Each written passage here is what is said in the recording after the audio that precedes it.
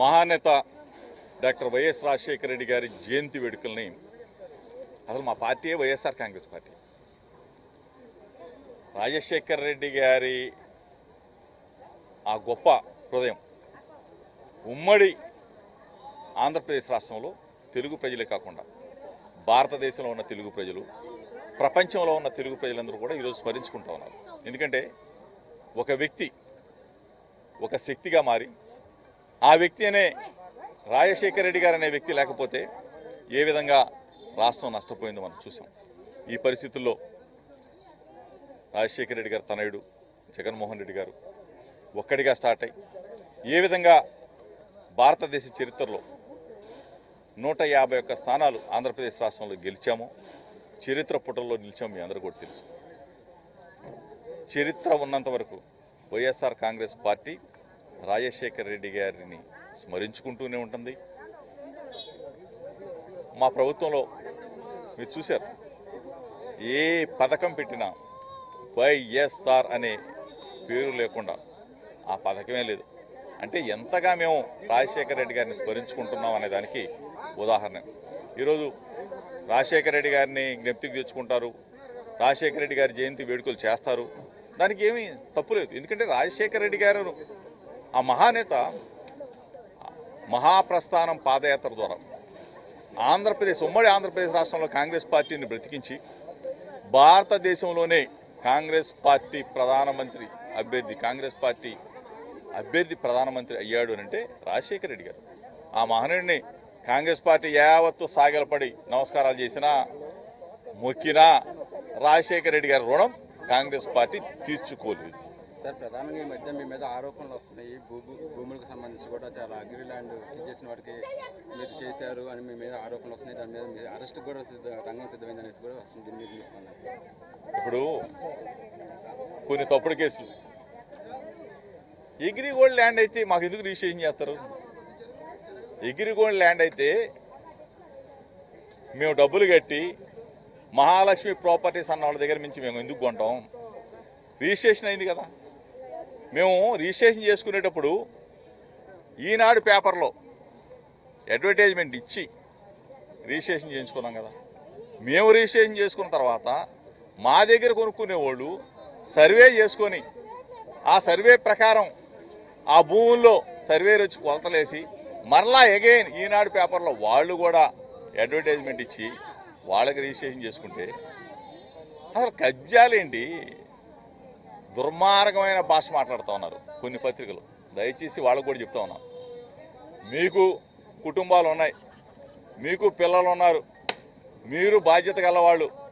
ఒక్కసారి మీరు రాసేటప్పుడు మాత్రం అడ్డగోలుగా రాయబాకండి. ఎందుకంటే నిజాన్ని నిజంగా రాయండి. తప్పుడు వార్తలు రాసి బురద తల్లే క్రమం చేయొద్దు. ఈరోజు నా మీద కేసు పెట్టడానికి తాతాలు ఆడుతున్నారు. 2 కేసులు పెట్టుకుని అరెస్ట్ చేయాలా, జైల్లో పెట్టాలా, రెడ్ బుక్ తీయాలా?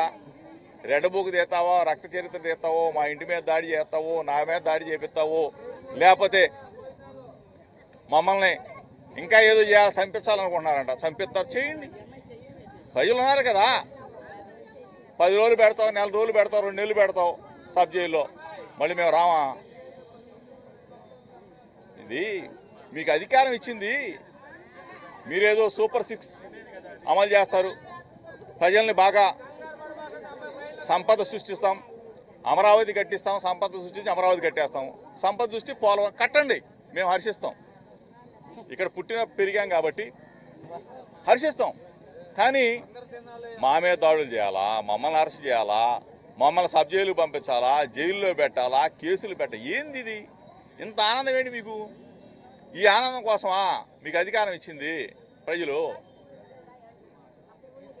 ఆ రోజున చంద్రబాబు నాయుడు గారి ఇంటి దగ్గరికి ఎందుకు వెళ్ళాము? నిరసన తెలియజేయడానికి వెళ్ళాం. ఆ రోజు మీ పనికిమాలిన వాళ్ళందరూ కూడా అమ్మనాబూతులు తిడతా ఉంటే జగన్మోహన్ రెడ్డి గారిని ఇది కరెక్ట్ కాదు బాబు అని చెప్పి నిరసన తెలియజేయడం కోసం వెళ్ళాం. నిరసన తెలియజేయడం కోసం నా మీద దాడి చేశారు, నా కార్లు బగలు కొట్టారు, మా వాళ్ళని కొట్టారు. ఆ రోజు కేసు అయిపోయింది. మరలా సెక్షన్స్ ఆర్డర్ చేయాలా, జోగి రమేష్ని అరెస్ట్ చేయాలా, జోగి రమేష్ని సబ్ జైలుకి పంపించాలా, ఆ ఆనందం పొందాలా? ఎందుకు ఇంత ఆనందం? ఇది రాక్షస ఆనందం కదా. మా ఇంటికి మీళ్ళు ఎంత దూరమో మీ ఇంటికి మా ఇల్లు కూడా అంతే దూరం. దయచేసి ఇటువంటి ఆలోచనలు కట్టబెట్టండి. మంచి పనులు చేయండి. మంచి పనులు చేస్తే ప్రజలతో పాటు అవసరం అనుకుంటే మేము కూడా హర్షిస్తాం ఆ మంచి పనికి. కానీ సూపర్ సిక్స్లు ఏది మొదలు పెట్టకుండా మా మీద దాడులు చేయడానికి, మా మీద కేసులు పెట్టడానికి ఇంత ప్రయత్నం చేయడం దుర్మార్గం. ఇది మంచి పద్ధతి కాదు. రాబోయే రోజుల్లో మీకు మంచి చేసి మంచి అనిపించుకోండి. అంతేగాని మమ్మల్ని అరెస్ట్ చేసి మమ్మల్ని జైలుకు పంపించి ఒక నెల రోజులు ఉంటాం సబ్ జైల్లో, 2 నెలలు ఉంచుతావు, 3 నెలలు ఉంచుతావు, అంతకన్నా ఉంచలేవుగా. దొంగ కేసులు పెట్టలేవుగా, అన్నీ తప్పుడు కేసులే. ఎగిరిగోళ్ళు భూములు ఏంటి? ఎగిరిగోళ్ళు భూమి అయితే నా పేరు మీద రిజిస్ట్రేషన్ అవుద్దా? ఎగిరిగోళ్ళు భూములకి ఆల్రెడీ పలానా నంబర్లన్నీ సీజ్ చేసి ఉన్నాయే. ఆల్రెడీ సబ్ రిజిస్ట్రార్ ఆఫీసులో ఆ నంబర్లన్నీ కూడా రిజిస్ట్రేషన్ చేయకూడదని చెప్పి సబ్ రిజిస్ట్రార్ ఆఫీసులో ఉన్నాయి. ఎట్ట చేస్తారు? కొన్ని పత్రికలు ఇదే పనిగా జోగి రమేష్ భూ కజ్జా, ఏంది సామాన్యుడు జోగి రమేష్ 100 కోట్ల ఆస్తిపోలం కాదు, మేము కూడా బతకాలి కదా. బలహీన వర్గాలంటే మీకు అంత చులకన. రమ్మని అడుగుతా ఉన్నా. ఈనాడు రాశారు, రమ్మనండి, చర్చించుకుందాం, రమ్మనండి. ఆంధ్రజ్యోతి వాళ్ళని రమ్మనండి. తప్పు చేసుంటే దేనికైనా సిద్ధంగా ఉంటాం. అంతేగాని తప్పుడు కేసులు పెట్టి ఏంది ఇది? తప్పుడు కేసులు పెట్టాలని పాపం నెల రోజుల నుంచి తాపత్రయపడతా ఉన్నారు. రోజు పేపర్లో ఎందుకు అరెస్ట్ చేయట్లా, ఎందుకు కేసులు పెట్టట్లా? అందులో ఏమైనా ఉంటే కదా. దొంగ కేసులు పెట్టడం కోసం ఎతుకుతా ఉన్నారు. ఎతకండి. దేవుడు ఉన్నాడు.